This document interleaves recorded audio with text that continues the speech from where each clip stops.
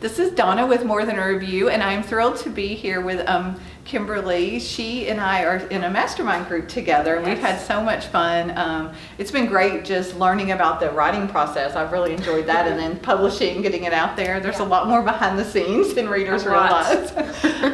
She's going to tell us a little bit about herself and her book that's coming out. So Kimberly, go ahead and tell a little bit about yourself. All right. Hi, I'm Kimberly Mitchell. I write for children and young adults, and my debut middle grade mystery is coming out at the end of April 30th, which is actually my wedding anniversary. So that's a pretty cool date. But it was a pretty cool wedding gift for me, wedding anniversary. That's awesome. So tell us a little bit about the book. So the book is going to be part of a series, and it's called, the series is called Pen and Quin, International Agents of Intrigue, and it's about two 12-year-old twins. I'm actually a twin myself, right. So I decided to include twins in the mystery. It's really fun. So Pen is a girl, Penelope, and Quin, Quintus, is her brother. They have unusual names, they have an unusual family, which is really a lot of fun to play around with. And their first mystery is called The Mystery of the Painted Book, and it takes place in Mexico City, because Pen and Quin's mother is Mexican, although she lives in the United States. So their grandparents are in Mexico City, and they are shipped to Mexico City to stay with the grandparents for the summer.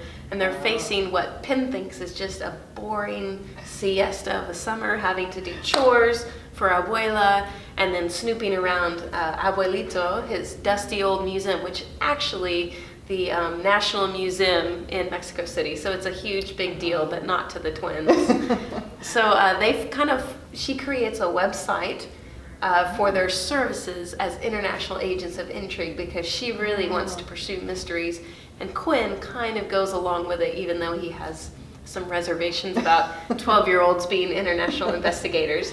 And they actually get hired by a mysterious client, and the mystery is to track down a painted book. So a painted book is an old Aztec book, and the way the Aztecs recorded lots of their history was by painting pictures instead of through words. And we know these still exist because there are some that are in museums around the world. Some are over in Spain. A lot of those got taken when the conquistadors arrived, but there is one in Mexico City as well. So they're searching for a lost painted book. Wow.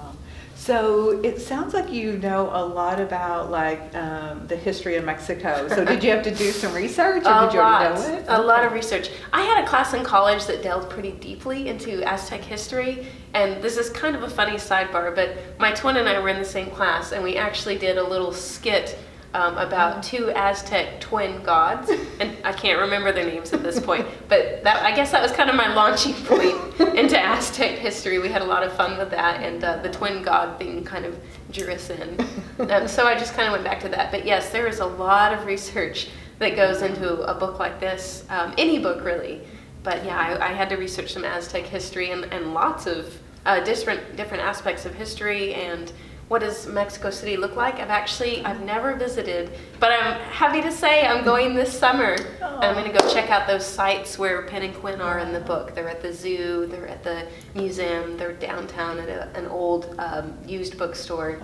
So it'll be a lot of fun. That will be. You'll have to do a Facebook Live from there. I definitely will do several Facebook Live events, yes, just to kind of catalog what I'm doing and walking in their footsteps.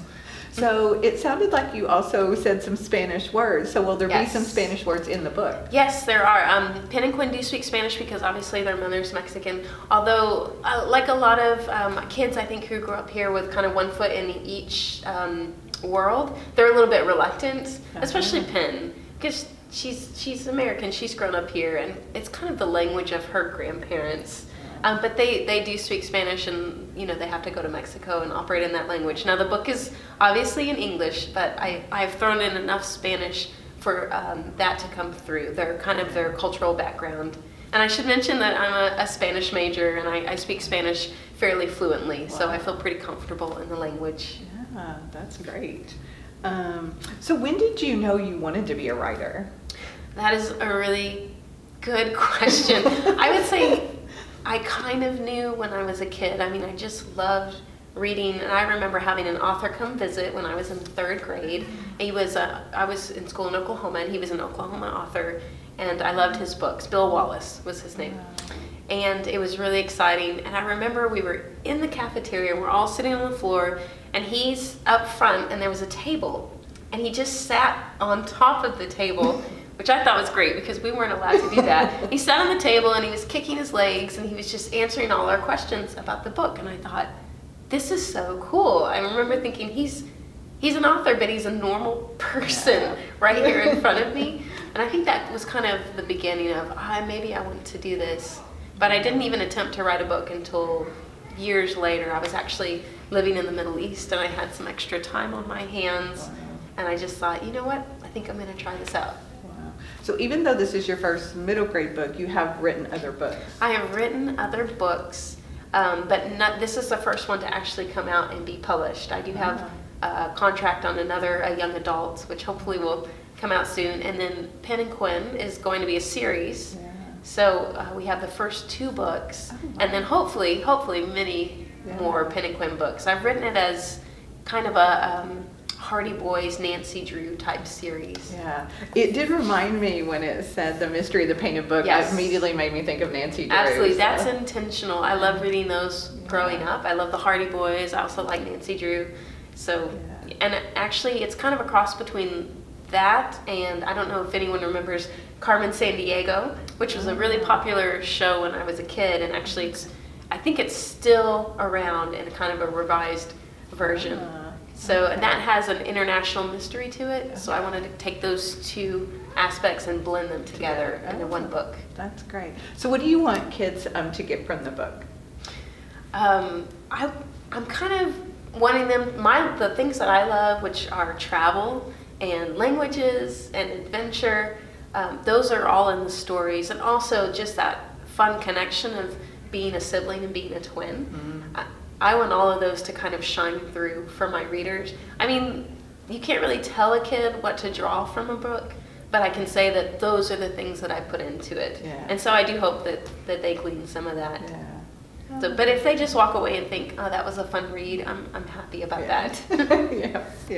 So I always like to end the interviews, tell us something about yourself that may surprise readers.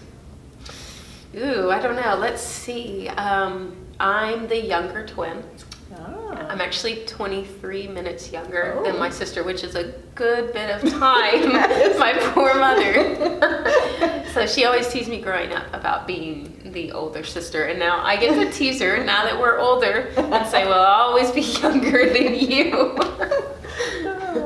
So I was also going to ask, even though I said that was the last question, so how do you find time to write? Because you also have children of your own. So. I do. I have 2 young girls. Right now I have a 2.5-year-old and a 1-year-old. And here is the truth. This book was written prior to having children. Oh. I did a lot of writing previously, and now with the 2 kids, it's a lot more difficult. So right now, my writing time tends to be late at night, which is not ideal. But I know they're in bed, and I know they're going to stay asleep. So about 10 o'clock is when I can sit down and actually maybe get in an hour of writing. So yeah, it's a lot more challenging. I think it'll get a little easier as I get to be a little more independent. Mm-hmm. We're just getting to the point where the baby is sleeping through the night. But I think with kids, it's always going to be a challenge. And 10 to 11 or 10 to midnight isn't my ideal time. But I just haven't found another space yet. So I think you just have to write when you can. You just have to make space in your day for it. Yeah. Oh, very good. Yeah. Thank you so much. Yeah, thank you for the interview. So tell us again when the book will be released. It releases April 30th, 2019. You can buy it anywhere you buy books, so Amazon.com and Barnes & Noble, and check with your independent bookstores. If it's not in, they can order it, and it's definitely going to be around Northwest Arkansas where I'm at. Very good. Thank you. Thank you.